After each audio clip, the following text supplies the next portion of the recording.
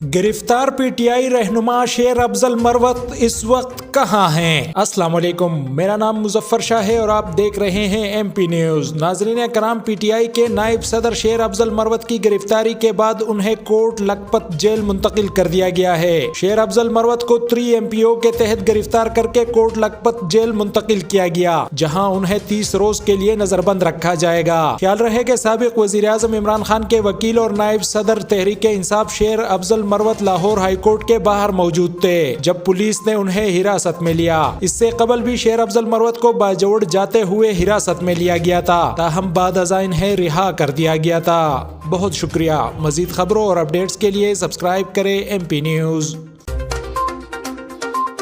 MP news सवाल समेत मुल्की और गैर मुल्की खबरें आप तक पहुंचाए सबसे पहले।